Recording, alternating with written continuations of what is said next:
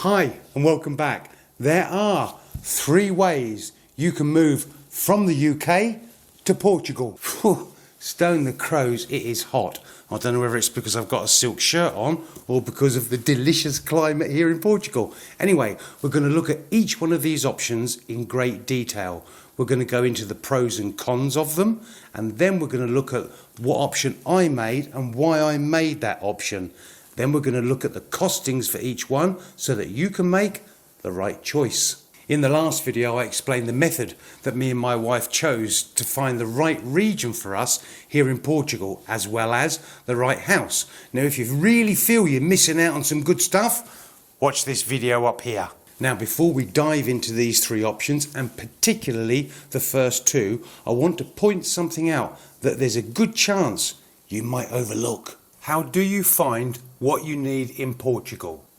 Right, so having been born and raised in the UK, you know exactly where to get things. So for example, you have just purchased or rented a 2 or 3 bedroom house.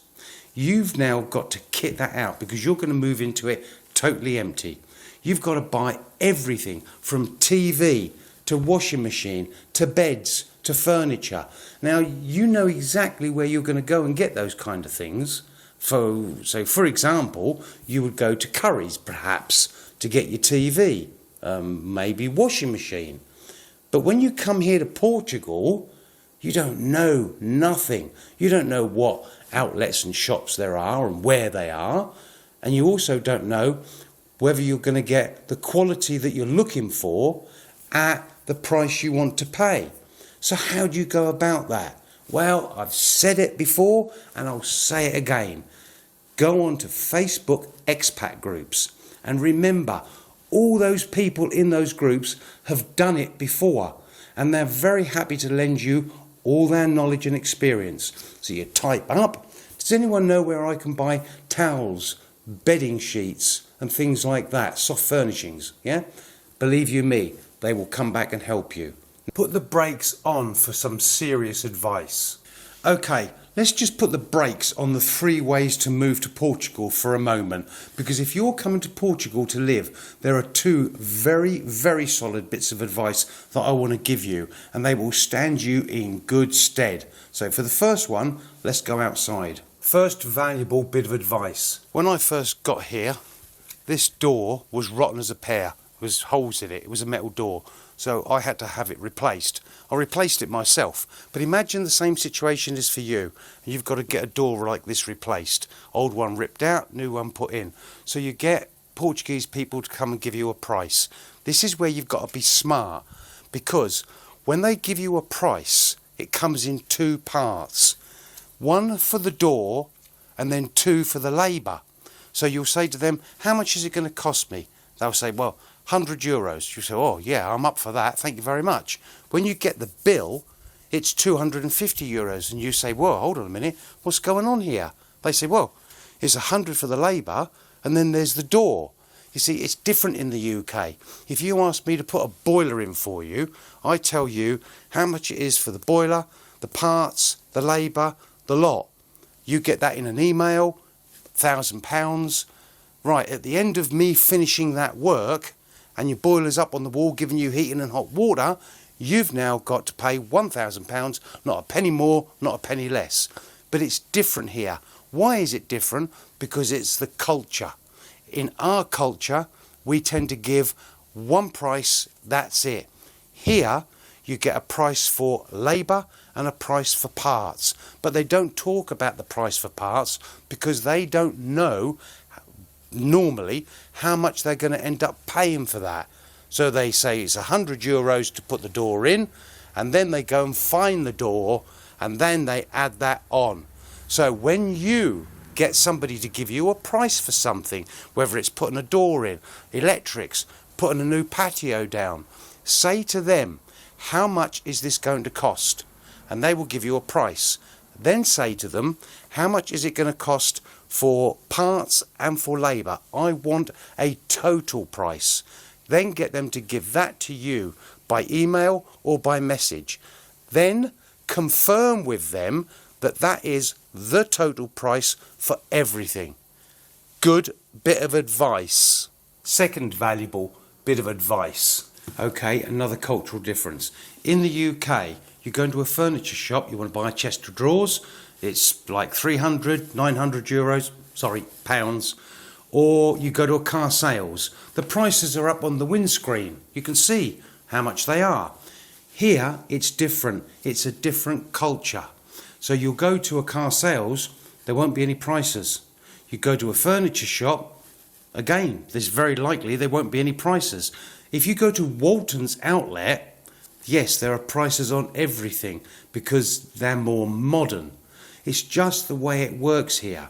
However, as a strange aero, which is what you are, a foreigner, an expat, there is the opportunity for them to raise that price because they believe you've got more money than the Portuguese. So you have to be careful on that. How do you do that? Well, first of all, you do your research on the item that you're looking for.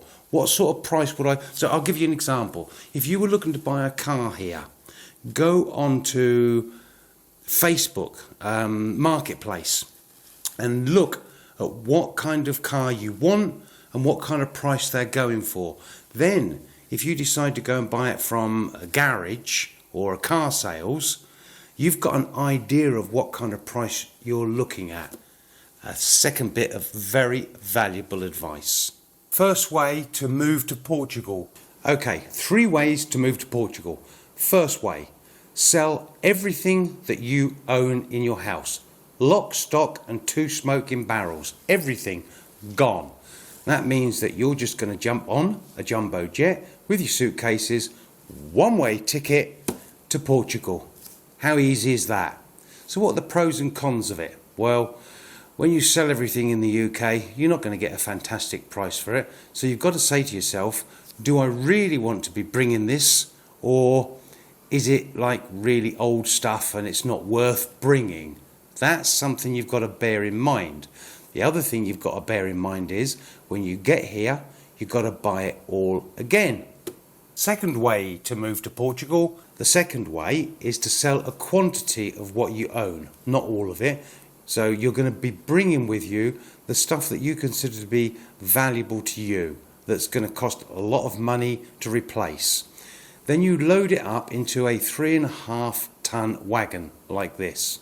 Now you can either get somebody to do this for you, or you can hire it and drive it yourself. So that is the second way of doing it. Now, pros and cons. Well, there's going to be a bit of work involved. You're still going to be selling some stuff. And when you get here, you've still got to buy some stuff. But you are going to be bringing with you those things that you want, those things that you consider to be valuable to you. Third way to move to Portugal. Now, the third way of doing it, which is the way we did it, is to move absolutely everything in your house to your new home in Portugal. Now, I've got to be honest with you, her indoors did a fantastic job of organising this. If there's one thing that girl could do, was organise things nicely, and she did a cracking job. So we had a company move us, and it cost us £4,000.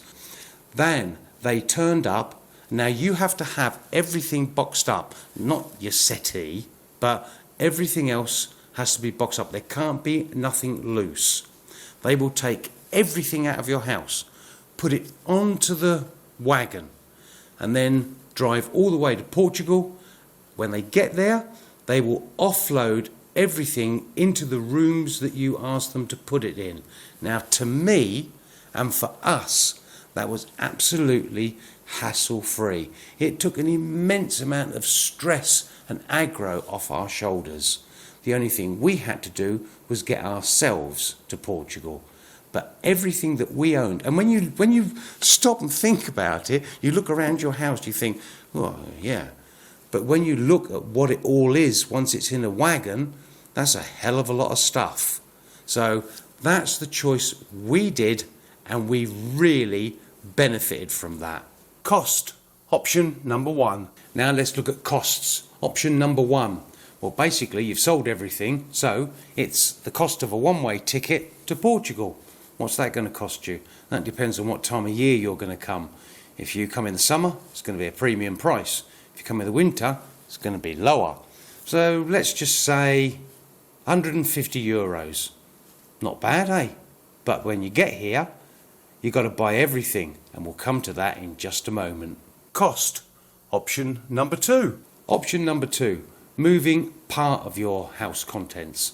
If you hire somebody to do this, again, you're going to have everything boxed up, get it loaded into the vehicle, and I'm guessing that it's going to be around about £1,000 for them to travel all the way to Portugal and then return.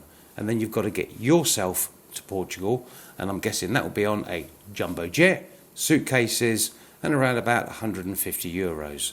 So €1,500 max. Not too bad, eh? Cost. Option number 3. Okay, option number 3, the one that we opted for. Okay, it cost us £4,000 to get everything in our house here in Portugal. Then we had to move ourselves. It also included moving my van. So don't forget, there's a vehicle involved here. So there was the ferry fees and then the fuel costs driving through France, Spain and into Portugal. I think the ferry fees were about 150, and it was about 150 for the fuel all the way down to Portugal. So 4,300. Let's be generous. £4,500. Now, let's look at how expensive that was in comparison to option number 1, where you get here in just your suit with just your suitcases, not in your suitcases. That's smuggling yourself. So you've got here with just your suitcases. Then you've got to buy everything for that house. Now, what do you think it would cost to kit out a house completely? I'm guessing if you're talking about decent stuff and you're buying brand new, you're probably talking about 25,000. Okay, so you do a bit of second hand. You're probably talking, well, let's be really good at doing this. And you've forked out £16,000 or euros to kit your house out. That's a lot of money, a hell of a lot of money, compared to the 4,300 or 4,500 that we did. So work the costs out for yourself, which is easier, which is better, which is more hassle-free, or whichever option you want. But I want to see you here in Portugal real soon. There we go, 3 ways to move to Portugal. Pays your money, takes your choice. It's different for everybody, and I hope this has helped you think about and make your mind up how you want to do it. Well, or move to anywhere for that matter. Mind you, not sure I'd want to drive all the way to China. Whoa! In the next video, I go into detail about how me and the wife settled into Portugal, got ourselves integrated into the Portuguese community, and the fun and adventures we got involved in. So, until the next one, you take care.